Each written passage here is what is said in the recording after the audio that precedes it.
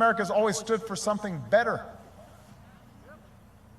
Which by the way, I said this last night, I just got to go back to this again.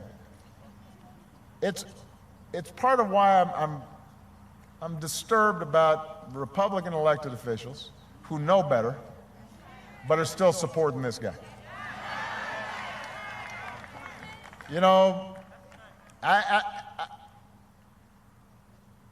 said that in part what's happened here is over the last 8 years, Republican officials who know better, some of whom I talk to, they're sane people, they're normal folks, but what they've done is they've allowed a lot of crazy talk to just be pumped out again and again through all kinds of these media outlets.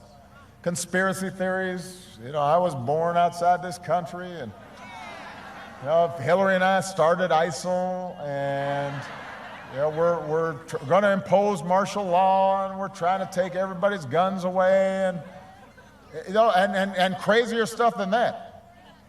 And a lot of Republican elected officials have just stood by.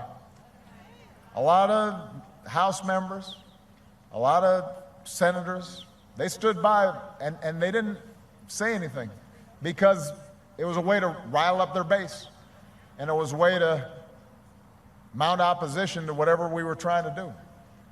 And over time, because a lot of the hardcore Republican partisan voters were just hearing this stuff over and over again, they started to believe it. And that's what allowed Donald Trump suddenly to emerge. Donald Trump didn't build all this crazy conspiracy stuff. And some Republicans who knew better stood by silently, and even during the course of this campaign, didn't say anything. I mean, I know that some of them now are walking away, but why did it take you this long?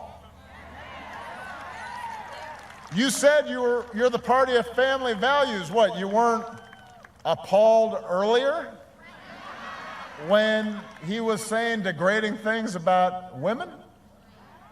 When he was judging them based on a score of are they a 2 or a 10? That wasn't enough for you? You're walking away from him now. It wasn't disturbing enough for you when he was saying Mexicans who come here are rapists? Or suggesting that people, patriotic Americans of the Islamic faith, somehow are suspect and should be treated differently? That wasn't enough? I'm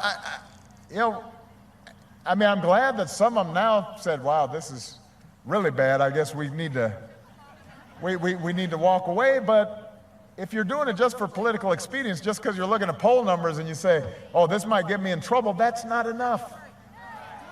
If you say you're about family values, you got to be about family values all the way through. If you spent all these years extolling Reagan and how tough he was with the Russians, how is it that you suddenly stand silently when you nominate a guy who says a guy he admires is the former head of the KGB? If you say that you're about the Constitution and you're opposed to what Obama's doing with executive actions, because that shows, he's a tyrant, but you're okay with a guy who says to his opponent in the middle of a debate, I'm going to throw you in jail.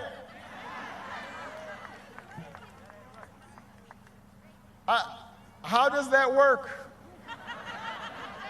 It doesn't work. And that's why I want everybody to understand what's at stake here.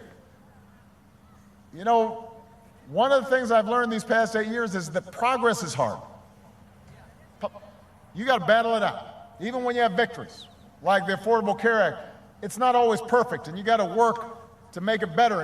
And you take 2 steps forward on something like climate change, there are going to be folks who try to push you back, and the special interests are strong. And it is true that the country is so often divided.